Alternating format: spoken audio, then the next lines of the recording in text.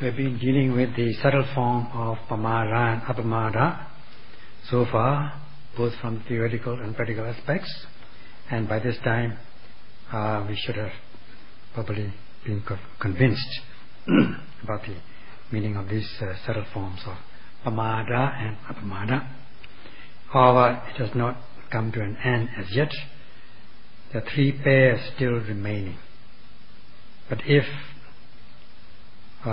you understand properly as regards the first pairs, then these still remaining pairs also would be easily understood. They are essentially, there's not much difference. The only difference is in the wording. But he feels it necessary to explain the different characteristics. If one cannot understand with one way of teaching, one may be able to understand with another kind of teaching. It may become convincing with another method of teaching the same thing. The Buddha himself also teaches in a similar way.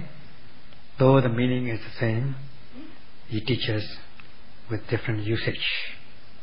Today we shall deal with the three remaining pairs of subtle form of pamada and apamada. Buddha has preached the Dhamma. Though the Dhamma preached by the Buddha is profound and difficult to be convinced, is not easily convincing, it is deep, profound, and however, if one is free of these opposite states, Pratipaka Dhammas, then the Dhamma, Buddha's Dhamma will be convincing, will be easily understood, will become apparent in one's own mind. So if one wishes to understand this profound Dhamma, which is not easily convincing, one has got to be free from these opposite states. And then one will be able to undertake this systematic practice, free from these opposite states. These opposite states are nothing but these negative emotions, kilesas. One should be free of these kilesas. So freedom from kilesas is connected with the systematic practice. So one has got to be free from the opposite states, namely kilesas. So if one wishes to practice systematically, one should listen to the Dhamma attentively. Then only one will be able to undertake the practice. Like a sick person, he or she must read the prescription carefully and the directions, and take the medicine in accordance with the directions or prescriptions. Then only one will be able to be cured of the disease, taking the prescription, taking the medicine according to directions given by the prescriber, the doctor. So this sadhana savana, one should be able to listen attentively to the profound, sublime Dhamma if we want to undertake this practice. That's why this systematic practice is connected with proper attentive listening to the sublime Dhamma. So if one wishes to understand the sublime Dhamma, one must pay attention listen attentively to the Dhamma. Without that, one will not be able to undertake a systematic practice. Again, like this taking medicine, one cannot just say that, oh, this is medicine, this is enough, I'll take it. You cannot do it blindly. You must read the directions and take the medicine strictly according to the directions or instructions given by the physician. So it's with this priceless, sublime Dhamma, one should listen attentively to it and must have faith. One will listen only when one has full faith in the Buddha, which is given the Dhamma, and also the Dhamma that he has taught. And having faith, one must appreciate it and cherish it. Then only one will be able to listen attentively. Only when you are free from these opposite states, you will be able to understand and practice this systematic practice. Faith in the Buddha, as well as the way of practice given by the Buddha. There should be faith. Otherwise, one will not be able to listen to this sublime Dhamma. If one has no faith in the doctor or prescriber, the physician, nor the medicine which is prescribed, then one's disease will not be cured.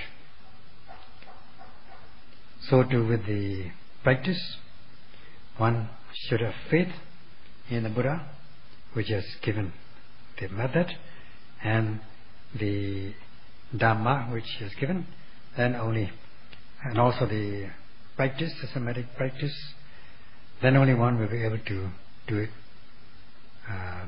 systematically instead of doing it blindly. When we say faith, the faith is not a blind faith. First, one should have faith in the 7 benefits as given in the discourse on the way of mindfulness. Then, after faith, one will cherish it, appreciate it, value it. Then there will be zeal, desire to undertake the practice in an unusual manner. Hence, one has to listen attentively to the sublime Dhamma and be free from these negative states, negative emotions. Then only the Dhamma will become apparent in one's own mind. So if one wishes to understand the Dhamma, one should listen to it and practice as already given. Out of these 3 pairs, the 3 remaining pairs of Pamara and Apamara, subtle Pamara and Apamara, first we will deal with this pair, Abahuli Kamma and Bahuli Kamma. We have to note a rising object, beginning with the main object of rising and falling, repeatedly many times as they arise, with energetically and with precision, precisely, in a sustained manner. Otherwise, you are said to be abahuli kamma, doing it heedlessly every second of the practice. When you are sitting again, you've got to note every arising object, and in this way you do it several times. In walking meditation also, you are paying attention to your foot and noting every lifting, moving and placing. Note these things. Note each object as it arises every time, innumerable times, repeatedly, often and often, many times. The same thing goes with other general objects as they arise. So, not just noting when it first appears or arises. When it arises, when the object arises repeatedly, you have to note repeatedly, many times as they arise. If you think that this is quite commonplace, very boring, if you slack and stop the practice, kilesas will not stop. Kilesas will advance because it is working, it is invading you all the time, so it will not stop, instead it will advance and invade you. So one has got to do it many times, several times, repeatedly. Of course, looking from the Western aspect, these objects may seem boring because you are noting one thing all the time, the same thing every day. However, Dhamma has to be practiced in accordance with instructions given by the teachers, like this expression Sautanta. Sauta means rule or line, ruled line, just like the carpenter's guideline in cutting or sawing the wood so that it is straight. So also when you are writing, in the beginning you got to use ruled lines, otherwise your sentences may go up and down and not straight, won't look good. So such is Sautanta, like the carpenter's guideline. So if one wishes to realize the benefit, one has got to practice in accordance with instruction, otherwise one will not realize the benefits. Then one becomes abahuli kamma, not noting as many times as required. Instead one is stopping, slackening, resting, spaced out, gazing, fantasizing, intellectualizing, and so on. Now this subject is not so much different from what we have discussed before about abhavana and bhavana. Bhavana means developing what should be developed. If one has not developed as yet, one should initiate it. If one has already initiated, one should develop it, enhance it. Many times, several times, innumerable times, until you reach the goal. Instead of that, if you are not acting, if you are not noting as many times as required, then yogis are said to fail in their duties. That amounts to heedlessness, pamada, failure, negligence. So as not to miss, not to be heedless, one should note repeatedly, several times, except the time when one is fast asleep. In all the four postures, while you are bending, stretching, lifting, moving, placing, note repeatedly, not just one time, but repeatedly, even if it's the same object. Then you will be said to be bahuli kamma, noting several times, many times, repeatedly. Then you will be heedful yogi. Then you will not be deviated from mindfulness. You will always be mindful, and sati will always be with you. So this is as simple as that.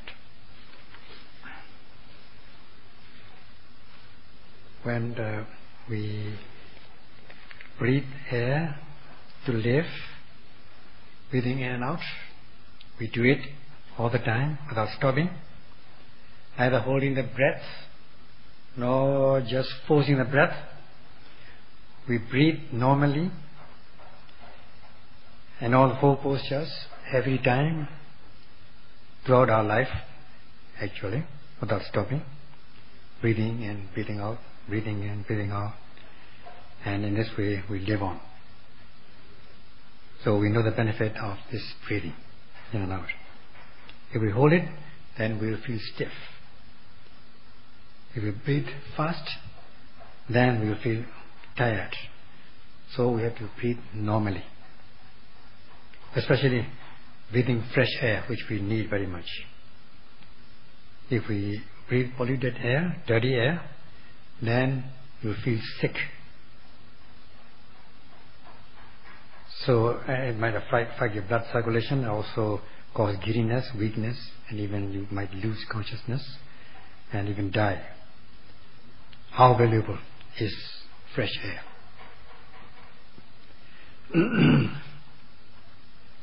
If you, on the other hand, if you can breathe fresh air, then you feel fresh. And not only that, just breathe once or twice, you must breathe all the time. Although breathing is, if you think carefully, think over it, it's too commonplace, it should be boring. But it's not boring, you are breathing every time, all the time. As much as you breathe in fresh air, you feel good. It's good for your health, good for your strength. And appreciating the value of fresh air, you breathe, you avoid polluted air. Instead, you try to take fresh air. And same thing with the Satipatthana Bhavana. And just as we say, guard yourself with vigilant mindfulness of every rising. If you note every rising, your mind will be guarded. So note everything which arises in the body. Although it might be the same object, don't feel it might seem boring, commonplace, but you got to note it, just like you breathe air, you breathe in and breathe out air, although you are doing the same thing. Excuse me. But knowing the benefit of breathing or practicing, you will become encouraged, and as much as you realize the benefit, you will breathe in or practice Satipatthana more and more. If you don't breathe in, if you don't practice, then you are bound to allow these impurities of greed, hatred and delusion to enter your stream of consciousness. Then you become mentally sick, just as when you feel physically sick if you don't take fresh air. So if you take fresh air, then there will be no chance of these impurities to arise. So also every time the object arises, you have to note them meticulously, precisely. But just one, as we have already discussed, with one moment of mindfulness, you are able to get the upper hand of these negative emotions in three categories: gross, medium and refined. For every moment of noting, you are getting this benefit. Like breathing fresh air, every time you breathe in fresh air, you feel fresh and healthy and energized. So you have to think in that terms. Now you are noting rising and falling for every rising object, like taking in fresh air without getting bored. Whatever arises in the body also is noted several times, innumerable times, and you should not hesitate to note these objects as they arise. Not thinking that, oh, I'm just noting the same thing over and over again. It is boring, commonplace. If you note carefully and several times, as many times as they arise, then you are said to be heedful in a subtle way, subtle apamada. You're bound to realize the benefit. Like breathing in fresh air, when fresh air gets into your body, the fresh air is effective because it freshens you and makes you healthy. So when you note the object, every time it arises, it is bound to be very effective in your insight progress of insight, and you should not feel that they are boring. And one should appreciate it, like you appreciate fresh air. you should appreciate every mindfulness of the object as it arises. And as many times as they arise, you know them. It is the more you know, the better it is. Buddha himself has given this verse in the Theravada, which means that anyone, monk or lady, man or woman, whoever it may be, one should practice purity, not impurities, instead of practicing impurities. If one practices purity or pure deeds and develop these pure deeds, one must do it repeatedly, and one should be able to practice these pure deeds repeatedly. Just like air is essential for us, especially this fresh air. When one gets into this air gets in the body, it's going to be healthy. So you should not breathe just once or twice. You should breathe many times, several times, innumerable times. So is with the case of the performance of purity, pure deeds. One should perform these energetically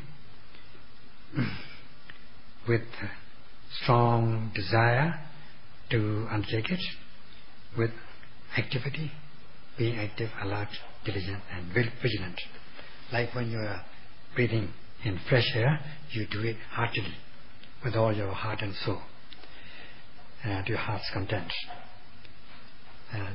So when you do it with alertness, activity, diligence and vigilance. Why does the Buddha exhort the beings to practice purity? This expression punya, which is purity, blamelessness, should be accumulated every second of your life, because they are pure, and because these deeds are pure and blameless, they are good. And as you accumulate these deeds from very small quantity to a large quantity, to a great heap of purity and blamelessness, you are bound to, this will be the cause for the realization of peace and happiness. So everyone wishes to be happy and peaceful. So whoever wants it should accumulate this blameless and pure deeds from very small amount, accumulate them to a large quantity. Then only in future one will be able to realize the real peace.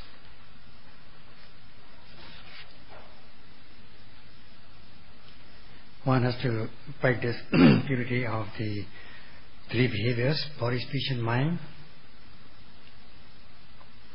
which is quite important. This mental power, the mental power, which is the cause of this purity, is nothing but the continuous practice of mindfulness sati. Not to forget, but to be alert and diligent, and not to miss anything, not to miss even a single object. That should be one's determination. Applying steadfast mindfulness, sustaining it. And in the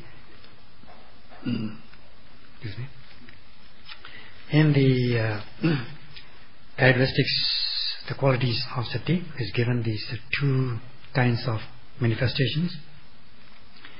The first one is Visaya Abhimukha Bhava Pachipatthana. Visaya means object of attention, beginning with rising and falling, which is the main object.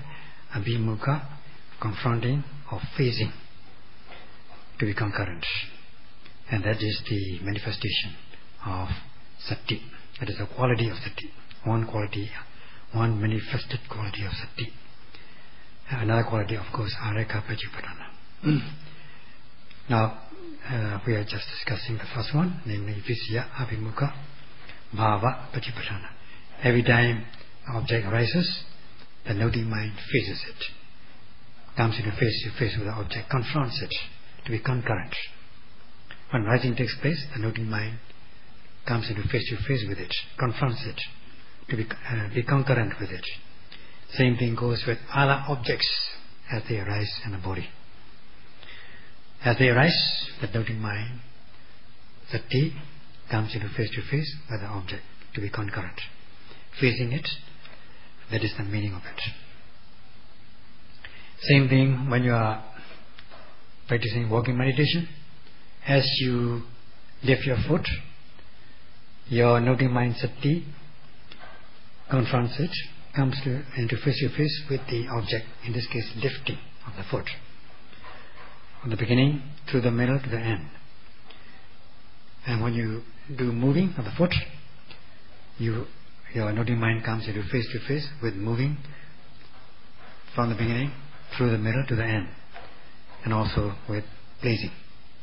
In this way, you try to grasp this object, to cover your noting mind, so that your noting mind covers these objects in the entirety. So that noting mind is concurrent with the object, coming into face to face with it, applying energy and precision, taking an aim at the object, adjusting it.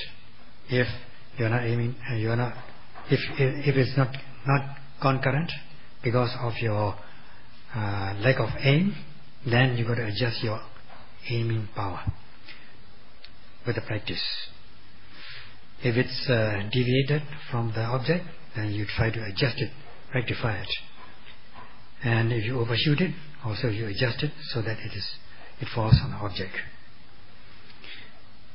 And you apply this, exert your energy, and if the energy is not, if you're wanting energy, if you need energy, you got to apply energy. And if energy is excess, you got to tone down, and in this way you adjust your exertion of energy, so that the noting mind will be concurrent or come into face to face with the object of attention. Then your noting mind will not fly off, will not become restless, run away from the object. Instead, it will fall calm and collected on the object of attention, deepening your concentration.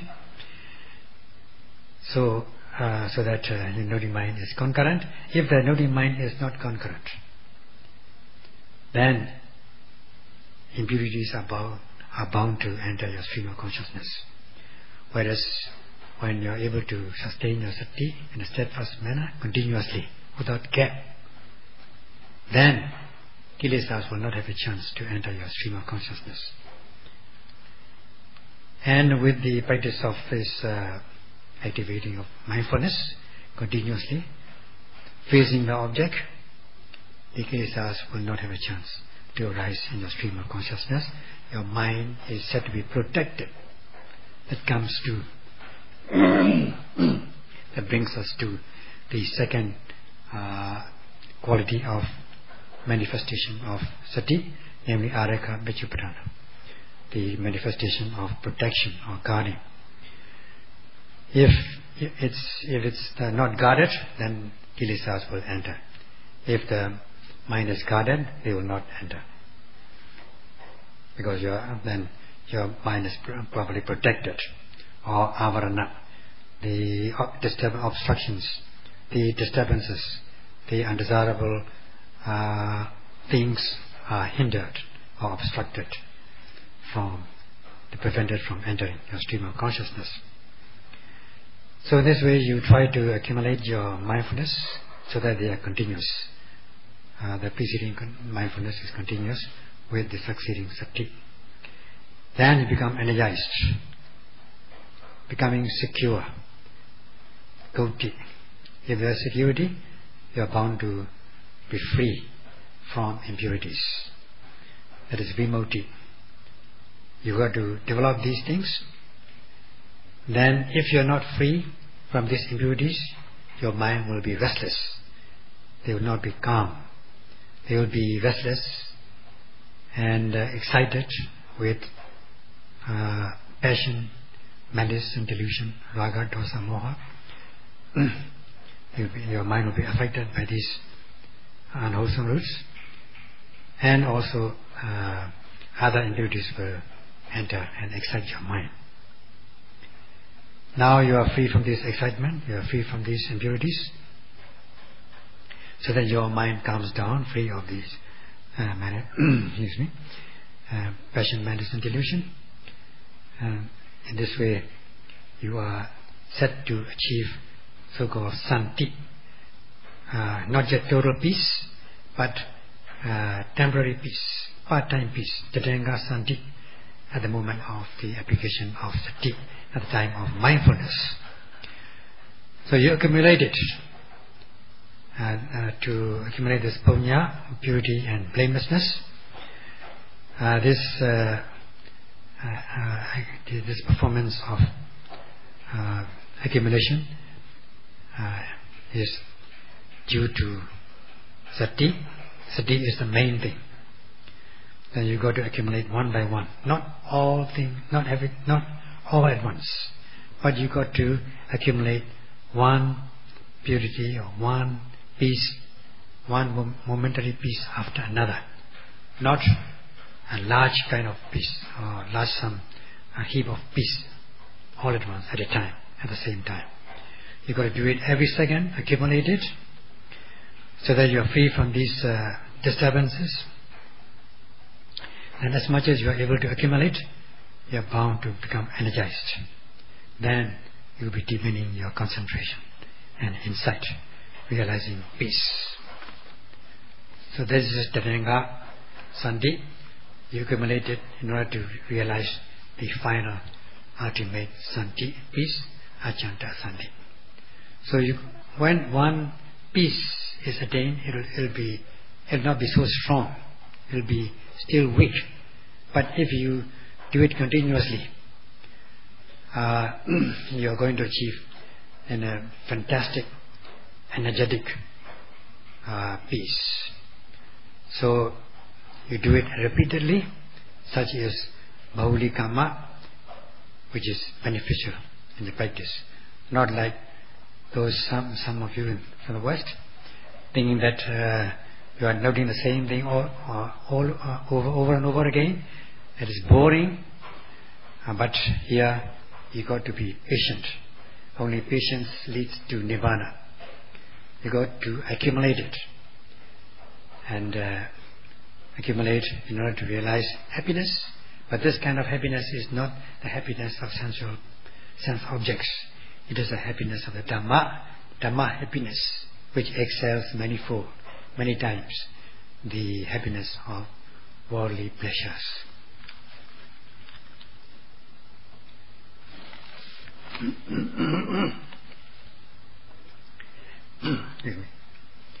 We're talking about this Santi, peace. We talk about this Tatanga Santi, temporary, momentary peace. This is only a part-time peace, partial peace. That hence this expression Tatanga Santi. When we say part-time peace or partial peace, it goes without saying there are other kinds of Santi, peace.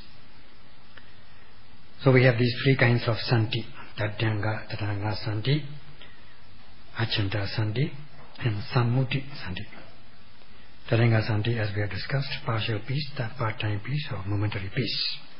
Peace realized at the moment of the practice of mindfulness, sati, as one notes the immediately arising object of attention, we sustain mindfulness. If one is not mindful, as the saying goes, unmindfulness allows kilesas. Mindfulness removes them. So with the mindfulness, kilesas will not enter, so you feel peace, purity, extinguishing all the fires of kilesas, and realize the peace. Such a peace is known as Tatanga Santi, temporary, momentary peace. And as you activate your mindfulness several times, innumerable times, as much as you note, you will be accumulating this Tatanga Santi, momentary peace. If you note 10 times, you will gain 10 times, 10 moments of Theravada. If you note 100 moments, 100 times, then you will gain 100 moments of Theravada. As you go on accumulating it, you become energized, building up momentum. Excuse me. Mindfulness leading to deepening of concentration, from concentration to wisdom, insight, and in this way, progressing along the path, you achieve the final, the real peace, Achanta Sandhi. Going beyond, coming to the end of mind and body, realizing the peace of extinction, beyond the arising and passing of conditioned phenomena, going beyond mind and body, and such is Achanta Sandhi. You do it if you note whatever arises continuously, without resting. These conditioned phenomena like seeing, hearing, tasting, touching, mind, body, things, mind, mental, psychophysical phenomena are arising without rest. They are without gap. They are arising all the time. So now this Sandhi goes beyond, reaches beyond these ever arising psychophysical phenomena, conditioned phenomena, to the end of this mind body. Peace beyond this arising and passing away. Such is Achanta Sandhi, the ultimate real peace.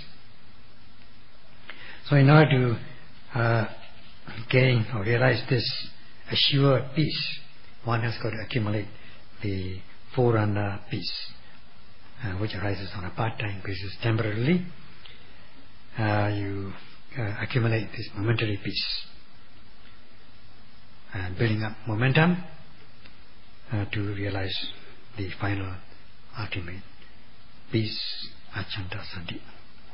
Going to the end of the mind body, or going to the end of conditioned phenomena, arising and passing away of conditioned phenomena, coming to total extinction, peace of extinction. This is Achanta Sandhi. So Theravada Sandhi is concerned with insight practice, Vipassana. Theravada Sandhi is termed as Vipassana Sandhi, peace during insight practice, Vipassana. And Achanta Sandhi is synonymous with Nibbana. As regards the third kind of Sandhi, Sammuti Sandhi, this is just in name, nominal peace. Doesn't make any sense from the practical aspect. Believing in the Supreme Being, existence of the Supreme Being, performing such things as sacrificial rites, because it is said that if you believe me, if you believe in me, then I'll give you happiness. So with that concept, one have faith in the Supreme Being, and you don't need to do anything. You don't have to practice anything. Just believe in it. With just faith, you will become happy. That kind of promise, that kind of Sandhi, which is nominal Sandhi, which doesn't make sense in the practical way. So this Sammuti Sandhi, which is nominal peace, is not does not lay down any path of practice to realize Theravada Sandhi or Achanta Sandhi. Mere just having faith in the Supreme Being, just this concept is Sammuti Sandhi. This is only nominal by name. Only people talk about it, but that's not a real peace. So there's no substance behind it. So out of these three things, the practical, the kind of peace which has practical sense, are the first two, namely Tathanga Sandhi and Achanta Sandhi. As for Sambuddhi Sandhi, this is just through fantasy or imagination, having faith in the Supreme Being. So out of these three Sandhi, Achanta Sandhi, whoever wants to achieve this Achanta Sandhi, the ultimate real peace, one has got to invest Tathanga Sandhi. That means work out, accumulate, cultivate Tathanga Sandhi, momentary peace. And only when you are able to accumulate this part-time peace, you'll be able to achieve this final ultimate peace, Achanta Sandhi. As for the third kind of Sandhi, Sambuddhi Sandhi, it is just by name, imagination, not the real peace. It is a kind of belief. So this much about this kind of this aspect of subtle pamada and apamada. Another pair, the next pair is this anaditana and aditana. In the practice of the high level kusala deeds, good deeds, and initiating it, developing it, this anaditana, it means not standing on the side of this practice. That amounts to heedlessness. And if you are standing on the side of the practice, this becomes heedfulness, apamada. When we say standing, means standing steadfastly, strongly, with heart and soul, with the concept that if you do this, you're bound to get that, definitely, leading to strong desire to undertake the practice. Such is standing steadfastly on the side of the practice. Then when one undertakes the practice, one activates mindfulness steadfastly, sustaining it, and not just giving away, not giving in, not giving up. If one does not stand on this side, then if one does not stand steadfastly on the side of the practice of mindfulness, then one is said to be pamada in a subtle way. When one undertakes with heart and soul, energetically, that I'm determined, making a vow to just practice this and this only, without fail, that means you are standing steadfastly on the side of the practice. Such is the subtle form of apamada, heedfulness. This will be continued tomorrow.